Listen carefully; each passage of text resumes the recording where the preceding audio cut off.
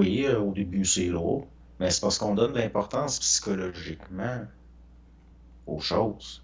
La personne, elle donne trop de valeur au lieu de vivre sa vie, puis de l'avoir, elle va donner psychologiquement de la valeur à sa vie. Fait que là, déjà là, elle vit moins bien. T'as pas le choix. C'est comme la personne qui n'a pas intégré les pulsions de vie, les pulsions de mort. Mhm. Elle va elle va vouloir s'immortaliser en tant qu'ego. Déjà là, elle perd de l'énergie. Elle va vieillir plus vite. C'est tout le temps comme ça.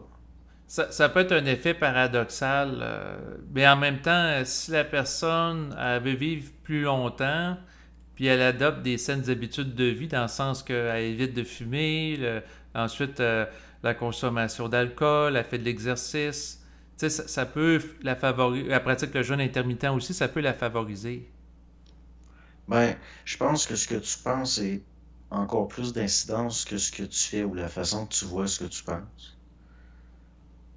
Parce que ça explique pas pourquoi j'ai tant vu des gens qui étaient obsédés par la santé puis qui sont morts jeunes puis qui se rendaient malades. En même temps que j'ai vu du monde qui vivait n'importe comment, en s'en souciant pas, puis qui était moins malade que d'autres. On dirait que, dans le fond, on cristallise l'énergie, là. Fait que, bon, au fond, est-ce qu'on a besoin d'y penser puis d'intégrer une science de ça tant que ça? Pas certain, là. Non, ben tu as Parce- raison, mais c'est intéressant que tu l'apportes parce que moi, en tant qu'individu, j'ai beaucoup apporté d'importance à la pensée, à la santé aussi, en fait. Puis je me suis intéressé aux saines habitudes de vie, j'ai étudié un paquet de trucs. Puis finalement, tout ça, je dois admettre que dans le fond, ça m'enlève pas nécessairement de l'anxiété liée à la vie. Ben, c'est sûr que non, ça peut pas.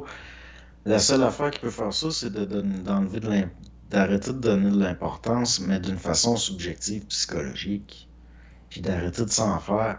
Juste si on voit le jeu qu'on se fait manipuler dès qu'on s'en fait, puis qu'on l'observe, Mhm. ça arrête automatiquement. Ben, temporairement, un peu comme Bernard de Montréal, qui, par des moments de lucidité, il vit une espèce d'état de colère mentale qui crée un vide, mais le vide est momentané, puis ensuite il revit d'autoposition. Ouais, mais si le vide il est engendré par la colère mentale, elle a pu générer la volonté. Mhm. Mais l'observation, ça devient naturel. Tu n'as plus besoin de la colère qui se transmet en volonté, ça devient naturel. Donc là, on tombe dans d'autres choses, là. Parce que, au fond, si on se rend compte que c'est de la programmation, puis qu'on est, bon, finalement, juste le fait d'observer ça à un moment donné, ça peut plus marcher, là. On n'est pas pour être en guerre toute notre vie, alors que c'est déjà, en quelque sorte, là, c'est pas mal défini d'avance, là. Dans le fond, si on est en guerre contre les plans, ça veut dire on subit de la programmation contre l'autre de la programmation. Mais, Ouais, c'est-à-dire qu'on est tout le temps en réaction. ben, c'est ça. Fait que là, ça devient fatigant. À un moment donné, c'est de revenir à des choses, tu sais, je veux dire, on se casse bien trop la tête, là.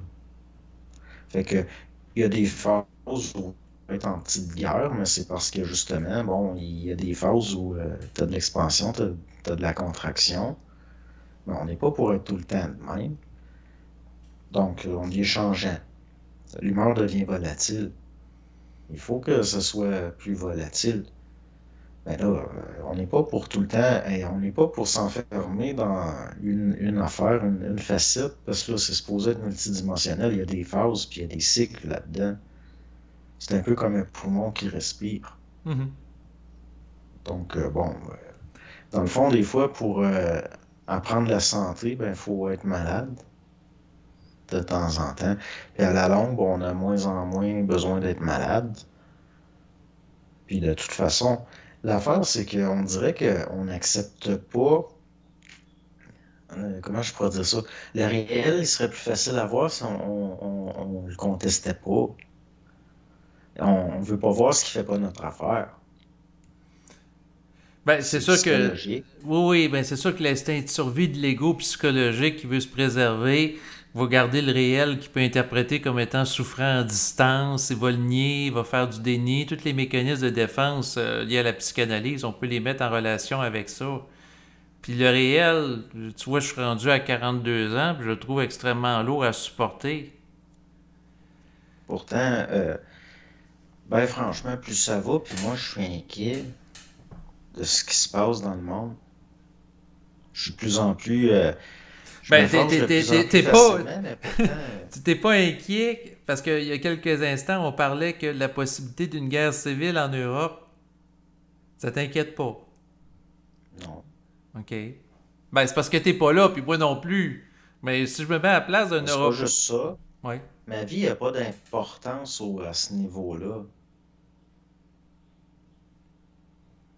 Dans le sens que je donne pas de valeur psychologiquement à ma vie. Je suis pas plus important qu'un autre.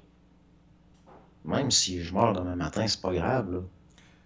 Je vais Non, pas m'empêcher de vivre maintenant. non, non, je comprends. Là, tu n'as pas joué non plus le rôle du sauveur comme Jésus ou autre, là, qui se donnait... Non, mais je parle, ça n'a même pas de valeur à mes propres yeux pour moi-même. Dans le sens que ce que je sais pas ou ce que je peux rien changer, je m'en fous. Mais je ne Mhm. devrais pas donner d'importance à ça parce que je perdrais de l'énergie. Mais en même temps,